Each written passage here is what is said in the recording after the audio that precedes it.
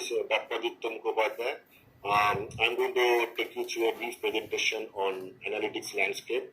What we are going to discuss today is what is analytics all about, how does one go about solving problems, what it means to solve problems in analytics, and how is this program going to help you achieve that.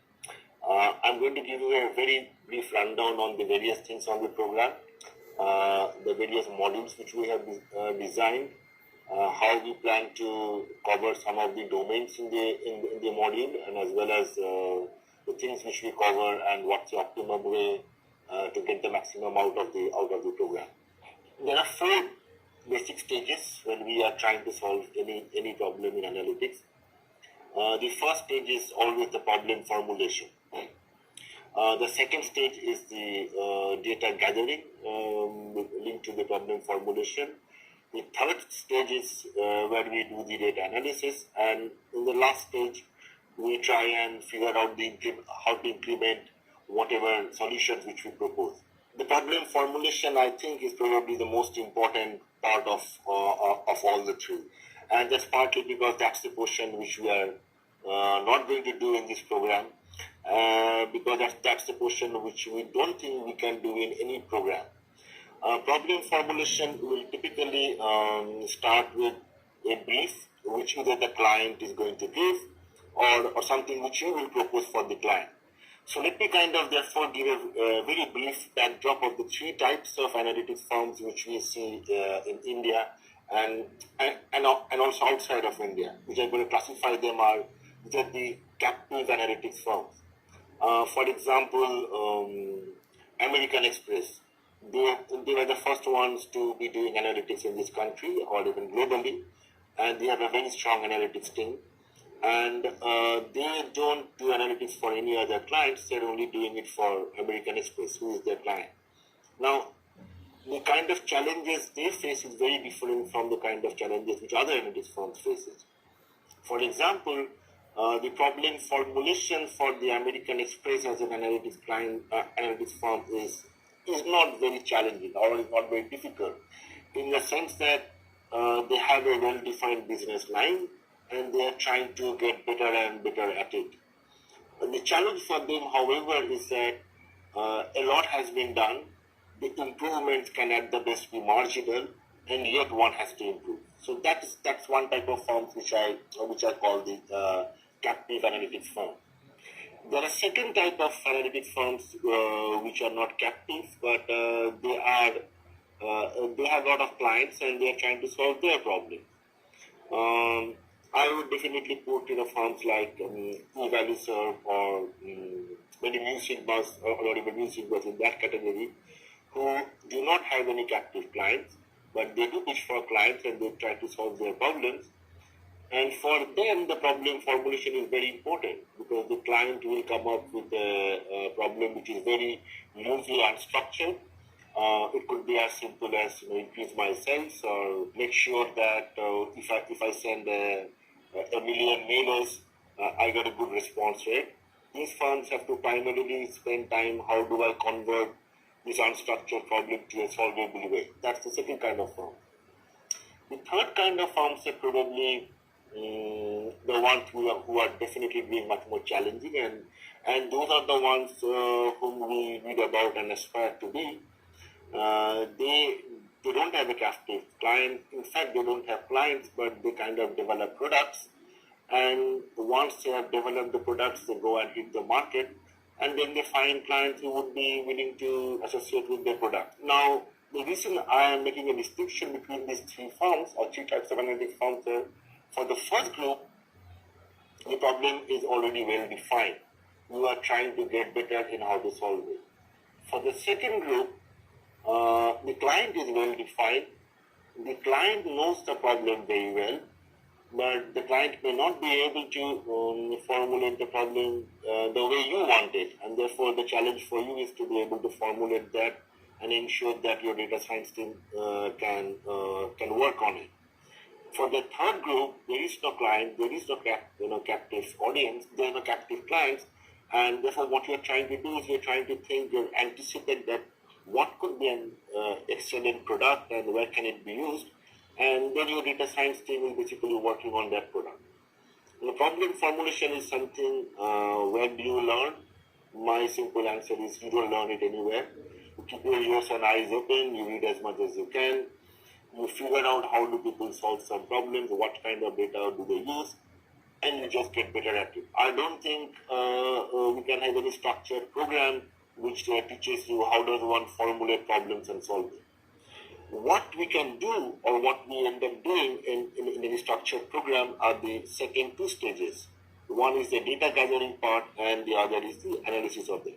So let me give a brief about what does data gathering mean in the analytics industry. When we are doing data gathering, traditionally there would be two types of data which we would be using.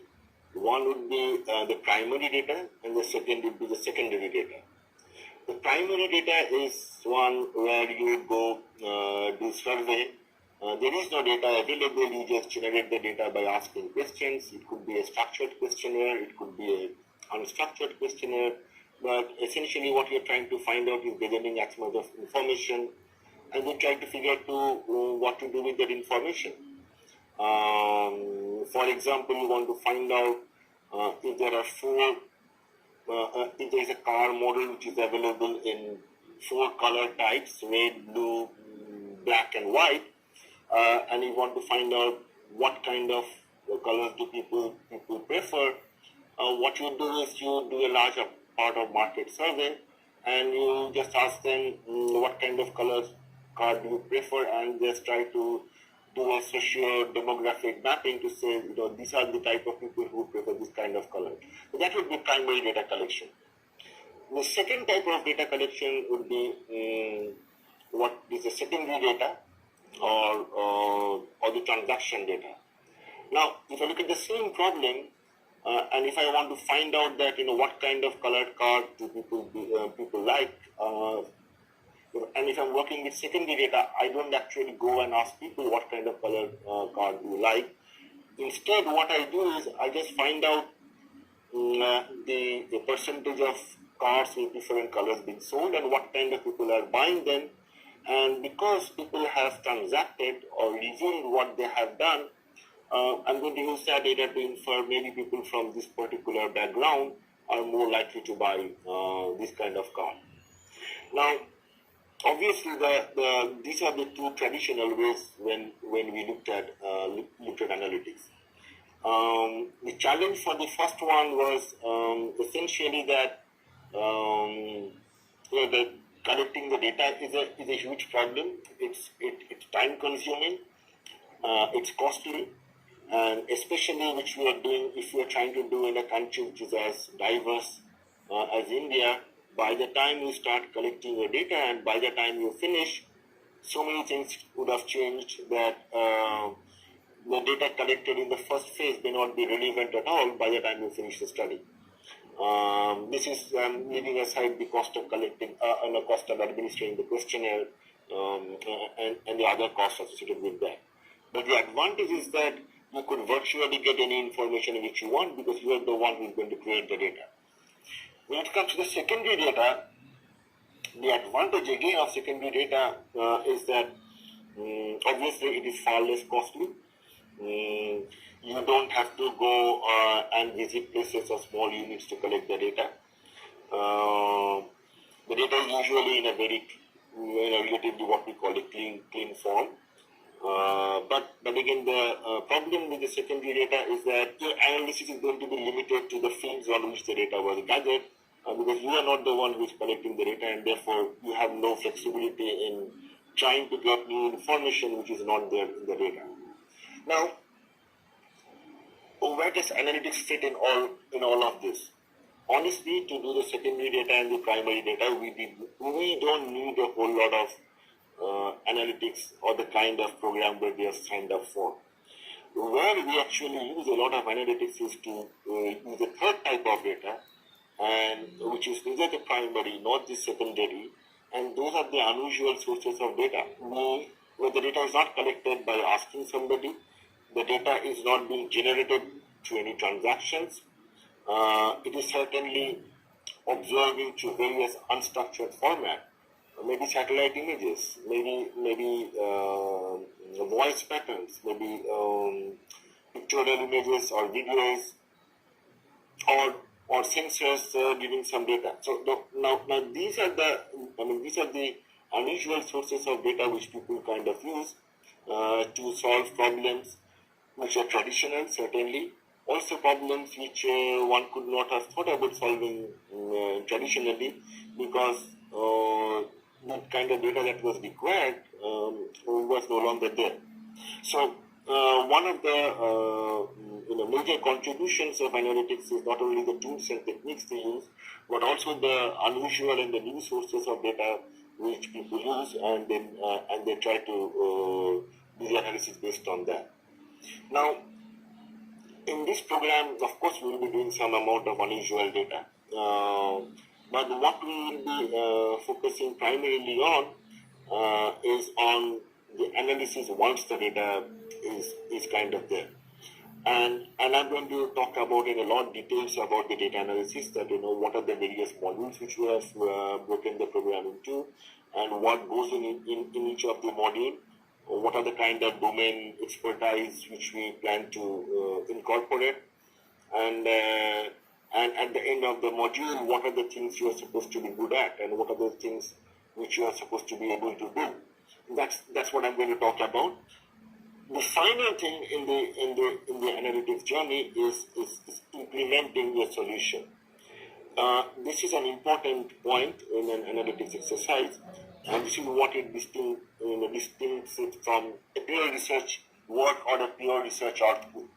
When we do a pure research output, the kind of techniques which we use are probably even more quote-unquote deeper than what we do in a typical analytics domain.